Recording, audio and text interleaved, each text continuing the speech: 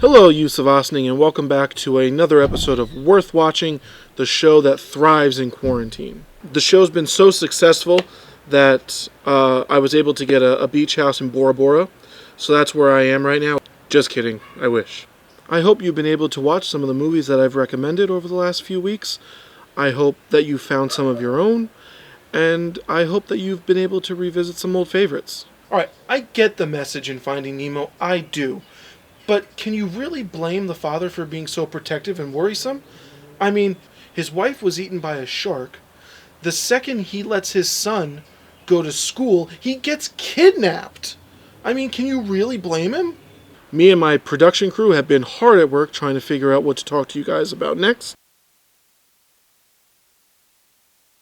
With Summerfest approaching, many of you will soon be enjoying lovely weather, maybe going on a vacation, and more than likely waiting until the last week of summer to do your summer assignment. In anticipation for that, we'll be talking to you about 5 movies that are based on YA novels that you'll be able to talk about for your summer assignment to make things a little bit easier. The first movie is Life of Pi.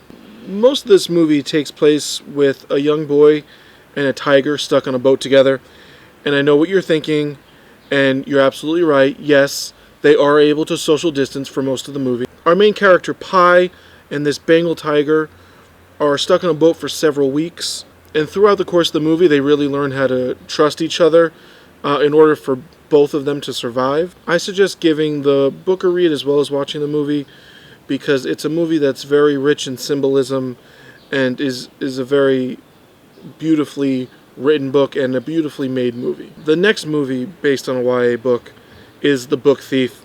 The Book Thief is one of my favorite books ever. The thing that's so cool about The Book Thief is that it's narrated by death itself. It takes place in Nazi Germany and follows Liesel. Basically follows her as she learns to read and her love of reading. She steals books and shares them with her neighbors, and she reads them to a Jewish man that her family is hiding. It's a very powerful movie about an extremely troubling period in history. The next movie I'm going to talk to you about is The Hate U Give. This is one instance where the movie actually might be better than the book, and that's not a knock against the book, because the book is great, but the movie is outstanding. It deals with some heavy issues, but issues we're still dealing with today. It deals with an unjust criminal justice system. It deals with police brutality and systemic racism. But it deals with it in everyday ways that when you're watching it, you might not realize that you're kind of not necessarily contributing to it, but also witnessing it every day. The movie is very well acted. It's put together very well, and there's a great song at the end that'll bring you to tears. The next movie I'm going to talk to you guys about is Paper Towns. I'm going to be honest with you guys, I hated Paper Towns. The movie was so bad, and I think the movie was so bad because I really loved the book so much. This was just a good opportunity for me to talk to you guys about the book. The book is outstanding. I would say the first 100 pages and the last 80 pages is some of the most real writing that I've ever read in my life, and I mean I really mean that. The middle of the book really does drag on quite a bit. Like they could have sped things up a little bit, but the book is absolutely phenomenal.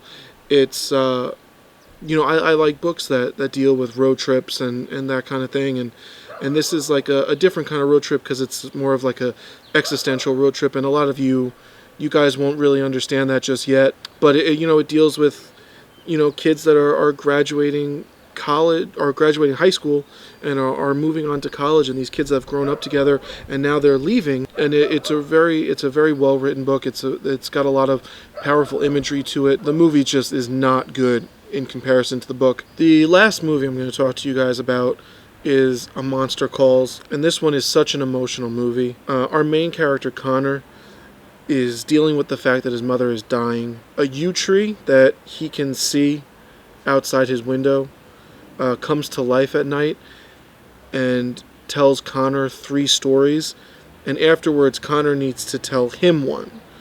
I gotta tell you, this movie is heartbreakingly beautiful. I am not too ashamed to admit I teared up a little bit. I'll be honest with you. I did. It's really an outstanding movie that's very well acted, and it's a very, very powerful film. Thank you guys for joining us for this episode of Worth Watching. We hope you're doing well. We hope you're staying safe.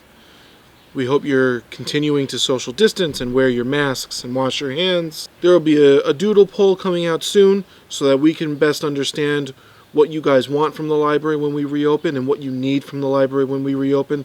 So please look out for that and fill it out. Tell your parents to fill out that census if they haven't yet. And we hope to see you guys soon. Stay safe.